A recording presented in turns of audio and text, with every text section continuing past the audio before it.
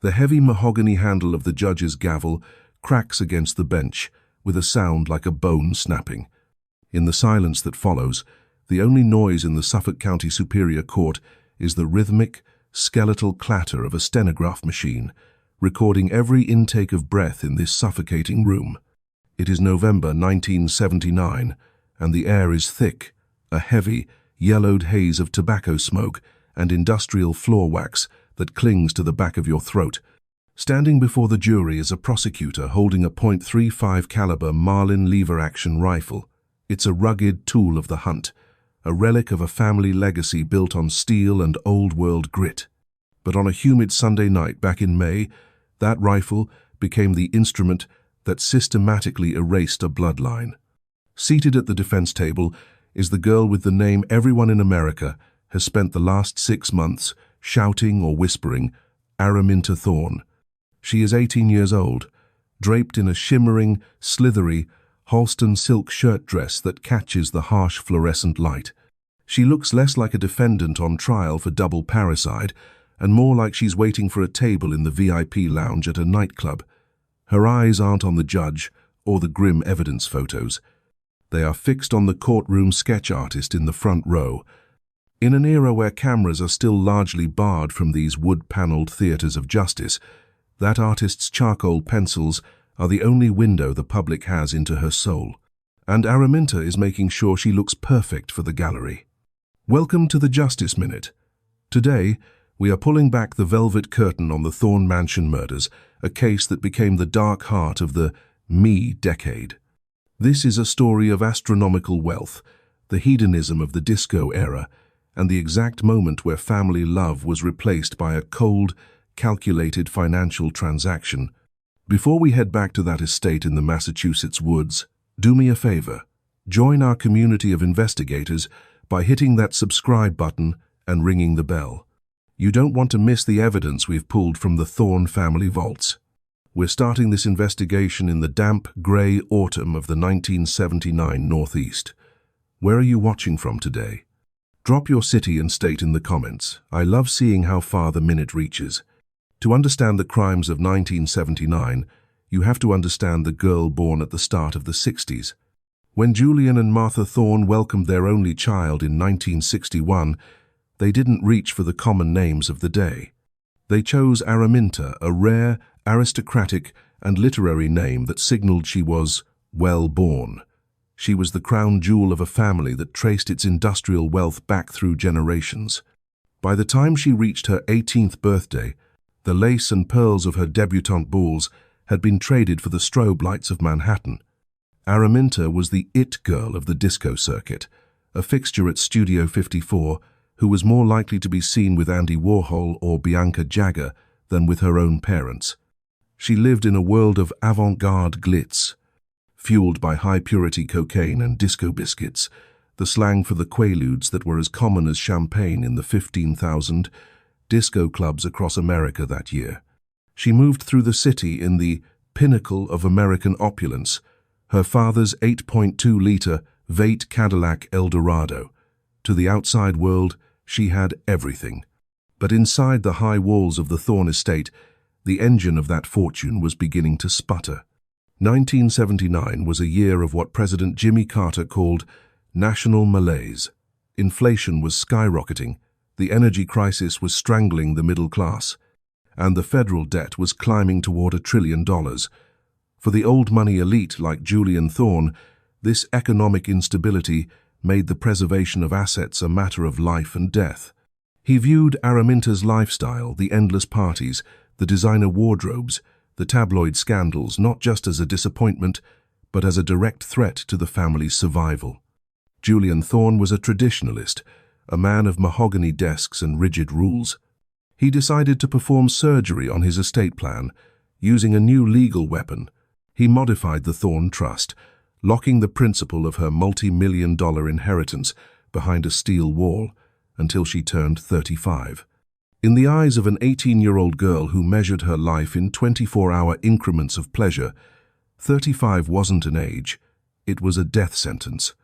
She was facing what lawyers call a defeasible expectancy, a hope of wealth that her father was now threatening to strip away entirely if her behavior didn't improve. The tension inside that mansion, with its harvest gold shag carpeting and deep walnut paneling, was reaching a breaking point. The velvet drapes and popcorn ceilings, designed to provide luxury and quiet, were about to become the acoustic masking for a massacre. Things are about to take a dark turn in the Thorne study. If you're finding this case as compelling as we are, give this video a like to help more people see it. Every like tells the algorithm that this story needs to be heard. On May 19th, 1979, the world was focused on the Iranian Revolution and the rising price of oil. But at the Thorne estate, the focus was on a quiet Sunday dinner.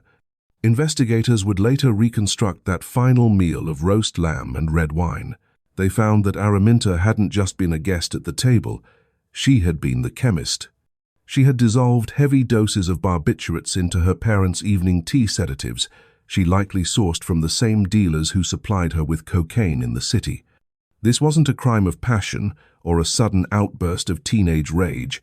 It was a clinical, methodical execution. Araminta sat in the living room, perhaps listening to the muffled beat of a disco track on her portable radio, waiting for the drugs to take hold. She waited until the heavy, rhythmic breathing of her parents signaled they were deep in a sleep they would never wake up from. She then walked to the study, reached for the Marlin rifle, and headed for the master bedroom. Araminta Thorne knew about the strength deficit. She was 5'4" and barely 100 pounds. She wasn't going to win a physical fight with her father, so she used equalizers. She entered the master bedroom, where the deep pile carpet muffled her footsteps. Julian and Martha were shot where they lay face down in their expensive linens. There were no signs of a struggle, no defensive wounds, 2 sharp cracks of a rifle, the mechanical cycle of a lever, and the Thorne legacy was reduced to a crime scene. What happened next is what truly stunned the detectives. Most offenders in these cases spiral into a panic. They cry, they call for help, they flee. Araminta didn't. She began to work. She meticulously collected the spent brass shell casings from the carpet. She wiped the rifle clean of her prints. She pulled open dresser drawers and tossed jewelry onto the floor, staging a burglary to look like the work of an amateur thief. She was treating the deaths of her parents like a tactical puzzle that needed to be solved before she could get back to her real life. It's getting late in our story, but what time is it where you are right now? Drop the time in the comments. Are you watching this in the dead of night, much like the hour Araminta began her cover-up? Once the scene was arranged to her satisfaction, she didn't hide in the woods. She walked out to the garage, climbed into that massive Cadillac Eldorado, and drove 2 hours straight into Manhattan. She needed to be seen. She needed an alibi that smelled of perfume and cigarette smoke rather than gunpowder and blood. She spent the rest of the night under the neon lights of the dance floor, laughing and dancing as if she were still the princess of the me decade. While back at the estate, the only thing moving was the slow spread of blood across the harvest gold carpet. By 1979, the glitter on the floor of Studio 54 was often mixed with something much sharper. The me decade was reaching its decadent, fever-pitched conclusion, and Araminta Thorne was its undisputed princess. To the outside world, her life was a curated sequence of high-fashion moments and high-speed drives in her father's 8.2-liter Cadillac Eldorado. She was a fixture in the slithery, avant-garde creations of Halston and the iconic wrap dresses of Diane von Furstenberg styles that signaled a new kind of feminine power that was fluid, sexy, and unapologetically expensive. But inside the wood-paneled study of the Thorne estate, that power was being methodically stripped away. The conflict wasn't just about a teenager staying out too late or a father's disapproval of disco biscuits and the Manhattan drug scene.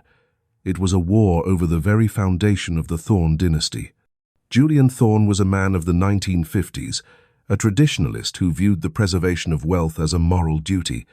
He watched his daughter move through a haze of cocaine, the luxury drug of the era that carried a deceptive sense of safety among urban professionals, and he saw the family fortune being liquidated into party favors and designer. Silk, In 1976, a major shift in American law provided Julian with the perfect weapon, the generation-skipping transfer tax. The IRS had become suspicious of wealthy families who passed their assets directly to grandchildren, effectively skipping a generation of heavy estate taxes. Julian used this new regulation as a pretext to tighten the leash on Araminta. He modified the Thorne Trust, ensuring that the vast principal of the estate, the millions that fueled their life, would remain locked in a vault until Araminta reached the age of 35. Until then, she was to live on a modest dividend, a fraction of the cost of her lifestyle. To a girl who lived for the next neon-lit dance floor, 35 felt like a biological impossibility. She was 18, 35 was a lifetime away. She was trapped in what the legal world calls a defeasible expectancy, a hope of inheritance that could be snatched away at any moment if her father decided her behavior had crossed a line. For a dangerously antisocial personality, this wasn't just a financial setback. It was an existential threat. Things are about to take a dark turn in the Thorne study. If you're finding this case as compelling as we are, give this video a like to help more people see it. Every like tells the algorithm that this story needs to be heard. Before we look at the moment the safety was clicked off, I have to ask, what's the weather like today where you are? It was a thick, humid Sunday night when the Thorne estate went quiet. Let us know in the comments if it's clear skies or a storm where you're watching from. On the evening of May 19th, 1979, the national malaise that President Carter had warned about seemed to have seeped into the very walls of the mansion. The house, with its deep pile shag carpeting and heavy walnut paneling, was designed for quiet luxury, but that night the silence was manufactured. During their Sunday dinner of roast lamb, Araminta had slipped a massive dose of barbiturates into her parents' tea. These weren't just any sedatives. They were the high-purity depressants common in the New York club scene, repurposed for a much darker intent. As the drugs took hold, Julian and Martha fell into a deep, chemical sleep in their master bedroom. Araminta didn't rush. She didn't panic. According to psychological profiles of parricide offenders from that era, her behavior aligned with the dangerously antisocial type offenders who see their parents not as people, but as obstacles to be removed. She walked to the study and retrieved the .35 caliber Marlin lever-action rifle. It was a choice that reflected what criminologists call the physical strength hypothesis. A smaller, younger offender, using a high-powered firearm to ensure there is no possibility of a struggle. She entered the bedroom. The thick, harvest gold carpet swallowed the sound of her footsteps. The popcorn ceilings and heavy velvet drapes acted as natural acoustic dampeners. Two sharp cracks rang out in the quiet house. Julian and Martha were shot face down, never even waking to see their daughter standing at the foot of their bed. But the act didn't end with the trigger pull. What happened next revealed the terrifying clarity of Araminta's mind. She didn't drop the gun and weep. She began a tactical cleanup that mirrored the infamous DeFeo case in Amityville just 5 years earlier. She meticulously scanned the harvest gold shag for the spent brass shell casings, knowing that in 1979, ballistics were the primary way a weapon was linked to a killer. She wiped the rifle's lever and barrel, clearing away any traces of her touch. Then she began the staging. She pulled out dresser drawers and tossed jewelry across the floor, attempting to mimic a burglary gone wrong. However, she made the classic mistake of the amateur stager. She left high-value items in plain sight while disturbing mundane objects that a real thief would never touch. To the investigators who would eventually walk this scene, the room didn't look like a crime of greed from the outside. It looked like a crime of theater from the inside. Once the house was arranged, Araminta performed her final act of the night. She didn't flee into the woods. She climbed into that massive Cadillac Eldorado, turned onto the highway, and drove 2 hours straight into the heart of Manhattan. She needed the lights. She needed the noise. And, most importantly, she needed witnesses who would testify that at the time the Thorne bloodline was being extinguished, Araminta was dancing under the strobe lights of a discotheque, thousands of dollars in Holston silk shimmering as if she didn't have a care in the world. Do you think forensic science in the 70s, this pre-DNA world of blood groups and fingerprints, was enough to catch a calculated killer like this? Share your thoughts in the comments. I read every single one, and I want to know if you think she almost got away with it. While the strobe lights of Manhattan were still pulsing in Araminta's eyes, the cold, grey dawn was breaking over the Thorne estate. In the pre-DNA world of 1979, a crime scene didn't speak in genetic code. It spoke in the language of criminalistics, physical evidence, chemical reactions, and the silent testimony of latent prints. When the first responding officers stepped into the master bedroom, they were met with a scene that looked like a movie set for a botched burglary. But even in the dim light of a Massachusetts morning, the artifice began to peel away. The detectives didn't see the work of a professional thief. They saw a room where the chaos was too tidy. High-value heirloom watches were left in plain sight on the nightstand, yet the bottom drawers of a dresser were pulled out and emptied as if someone were looking for a hidden stash of cash they didn't really need. It was a theatrical crime scene, a hallmark of an offender who is trying to tell a story rather than one who is actually fleeing with the goods.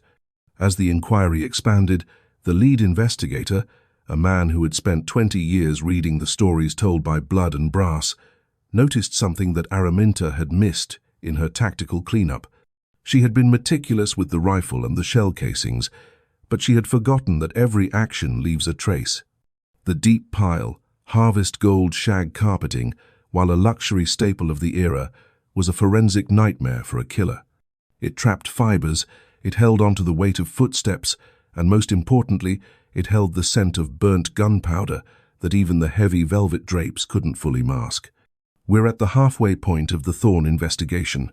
If you're enjoying the deep dive, give us a like and tell us, what's the weather like today where you are?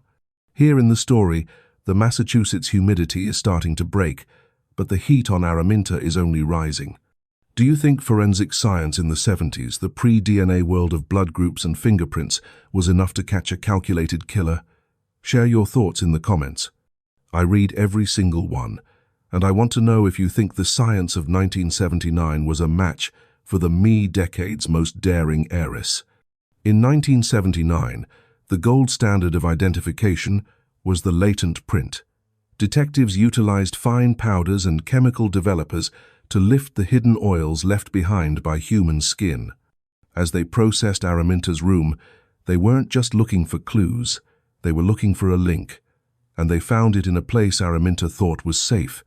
Tucked into the back of her closet, beneath a pile of sequined jumpsuits and silk scarves, was an empty box of .35 caliber Marlin ammunition. This was the first smoking gun. While the rifle was currently sitting at the bottom of a nearby pond, the box was right there in her sanctuary. But it was the side of that box that provided the devastating blow. A specialist developed a partial latent print, a unique whorl of ridges that matched the right index finger of Araminta Thorne. In a courtroom, this wasn't just evidence. It was a signature. But the detectives needed more to break her alibi. Araminta's story was that she had been at a popular Manhattan discotheque from 10 in the evening until 4 in the morning. She had witnesses, other socialites and clubgoers, who remembered her shimmering dress and her effortless laugh. But the detectives in 1979 were masters of the time-distance calculation. They looked at her father's 8.2-liter Vate Cadillac Eldorado. It was a beast of a machine, built for power. They timed the drive from the estate to the city. Even with the energy crisis's lower speed limits, a determined driver in a high-powered luxury car could make that trip in under 2 hours. When they interviewed the doormen and bartenders at the club again, they discovered a 4-hour gap. Araminta had been seen at the start of the night and the very end. But during the peak hours, roughly between midnight and 4, she had vanished from the dance floor. While the detectives worked the timeline, the forensic lab was busy with serology. This was the era of the ABO blood group system. Without DNA, they focused on secretor status, the ability of about 80% of the population to leave their blood type markers in other body fluids, like saliva or perspiration. They found a half-smoked cigarette in the hallway outside the master bedroom. The secretor status of the saliva on that filter matched Araminta's blood type, AB negative, a rare group that only a small percentage of the population carried. The mathematical probability was starting to close in. It was no longer a series of coincidences. It was a forensic net. The final piece of the puzzle came from the toxicology report. In 1979, the presence of barbiturates in a victim's system was a clear indicator of premeditation. The lab confirmed that Julian and Martha Thorne had enough sedatives in their blood to keep them under, even if a brass band had marched through their bedroom. This destroyed any possibility of the botched burglary theory. A thief doesn't drug the homeowners before they arrive. A resident does. When the detectives finally brought Araminta in for questioning, they didn't find a grieving daughter. They found a woman who was visibly shaken and angry, but not because her parents were dead. She was fixated on the details of the will. When she was told that the restrictive trust would likely prevent her from accessing any funds for years, even after their deaths, her indifference turned to a sharp, cold rage. She wasn't mourning a family. She was mourning a bank account. The arrest of the Thorne heiress sent a shock through the elite circles of New England. The girl who had been the face of the me decade was now the face of a double homicide. But as she was led away in handcuffs, looking entirely unbothered, as if she were simply moving from one club to another, her high-priced legal team was already preparing a defense that would challenge the very notion of sanity in the 1970s. We've seen the evidence, and we've seen the arrest, but the battle is just beginning in the courtroom. Where are you watching from today? Let us know your location in the comments, and tell us if you think Araminta's alibi was as thin as the silk she wore. By November 1979, the Suffolk County Superior Court had been transformed into a national stage. This wasn't just a trial, it was the final, violent punctuation mark on a decade of excess. Outside the courthouse, the wind whipped through the grey streets of Boston, but inside, the atmosphere was suffocating. Because the federal and state courtrooms of the late 70s were still largely resistant to the media circus of television cameras, the public's only visual access to Araminta Thorne was through the frantic, vivid strokes of the courtroom sketch artists. These artists, like Joseph Connolly, became the primary storytellers. Their pastels and charcoals captured the sharp, defiant lines of Araminta's jaw and the studied boredom in her eyes as the prosecution detailed the brutal end of the Thorne bloodline. For a public hungry for every detail of the me, decade's most infamous daughter, these sketches weren't just art, they were the closest they could get to the face of a killer. But as the trial began, a deeper question emerged. Who was the girl in the Halston silk? Criminologists and psychologists were beginning to apply new typologies to the act of parricide, the unthinkable crime of killing one's parents. Most in the professional literature were used to the severely abused child, the one who kills out of a desperate, primal need to stop chronic physical or sexual torment. But the investigators in the Thorne case weren't finding evidence of a victim.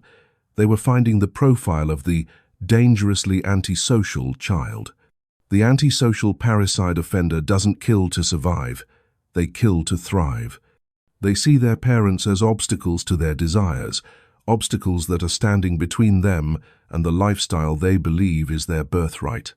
For Araminta, the restrictive trust and the national malaise of 1979 weren't just inconveniences.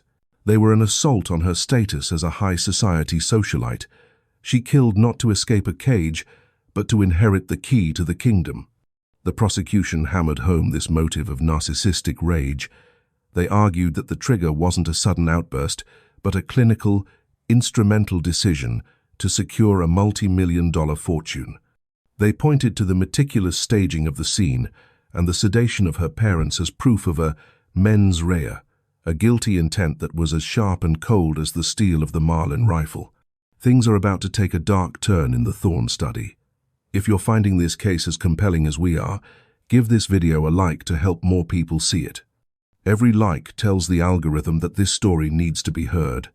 Araminta's defense team, led by a lawyer who was treated like a rock star by the media, countered with an affirmative defense of insanity. They argued that the pressure of her elite world, combined with the drug culture of Studio 54, had induced a defect of reason.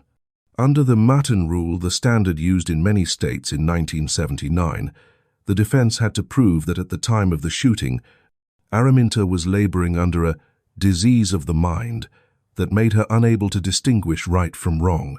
They brought in expert psychiatrists who spoke of psychotic first-degree relatives and major neurological impairment, attempting to paint the 18-year-old as a victim of her own biology and the chaotic spirit of the times. They argued that the voices of the disco-era's hedonism had overridden her moral compass, leaving her in a state of diminished capacity where she couldn't understand the nature of her act. But the prosecution was ready. They presented evidence of her alibi, the calculated drive to Manhattan, the sightings at the club, the shimmering it girl persona she maintained, even as her parents lay dead. They argued that an insane person doesn't cycle a lever-action rifle twice with lethal precision. A person who wants a bank account does. As the trial moved into its second month, the courtroom became a microcosm of 1979's cultural divide. On one side was the traditional, mahogany-framed authority of the law.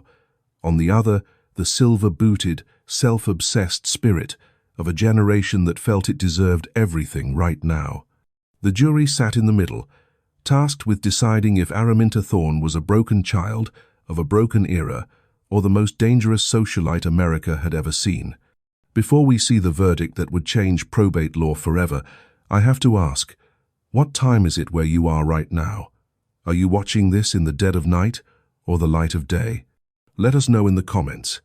As the 1970s surrendered to the neon glare of the 1980s, the Araminta Thorne case transitioned from a news headline to a dark American myth. The girl in the velvet chair became a symbol of a generation that had been promised everything and was willing to do anything to keep it. In the winter of 1979, the national mood was one of scarcity and fear, yet Araminta had lived a life of such surplus that the public couldn't look away. The Niantic Correctional Institution, where Araminta began her life sentence in early 1980, was a world away from the leather-walled library of the Thorne estate. Yet, even in a prison uniform, she maintained an aura of untouchable superiority. Guards reported that she spent her hours reading French literature and writing letters on high-quality stationery that she somehow managed to procure. She never filed an appeal. She never expressed regret. When a tabloid journalist managed to bribe a visitor to ask her if she missed her family, she reportedly replied, "I miss the Cadillac more." The legal aftermath of the case redefined the Slayer rule in American probate law. Because Araminta had been so meticulously cut out of the primary inheritance before the murders, her defense attempted to argue that she hadn't killed for the money, but for vengeance, which they claimed should allow her to keep her secondary trust funds for her legal defense. The court battles lasted until 1982, eventually resulting in a landmark ruling that stripped her of every cent, ensuring that the Thorne fortune was liquidated to pay for outstanding estate taxes and funeral costs. What's the weather like where you are today? In the winter of 1979, the snow in the northeast was so heavy it practically buried the evidence. Does a cold setting make a story feel more intense to you? The Thorne estate itself did not survive the decade intact. For years, the mansion sat as a decaying gargoyle. The once immaculate gardens were reclaimed by the forest, and the windows were boarded up with plywood that warped in the salt air. Local legends grew around the property. High schoolers told stories of a hidden ledger, a secret book of accounts that Araminta claimed her father kept, detailing the bribes he paid to keep her disco-fueled scandals out of the papers. In 1985, the estate was sold to a private developer who intended to turn it into a luxury retreat, but the project failed. The house felt heavy, the contractors said. They found things in the walls, old letters, silk ribbons, and a single, unspent .35 caliber shell tucked into the molding of the master bedroom. Eventually, the mansion was converted into an elite boarding school, but the third floor remains famously quiet. The legacy of Araminta Thorne remains a cautionary tale of the guilt cage. She was a woman who was raised to believe that her value was tied to a bank balance, and when that balance hit zero, she chose to end the world rather than live in a smaller one. Thank you for sticking with me through the entire saga of the Thorne family. If you want more deep dives into the dark side of the disco era, make sure you've subscribed to The Justice Minute. Where should we go next? Tell me a city or a year in the comments, and I might just cover your suggestion in the next video. Until then, keep your eyes open.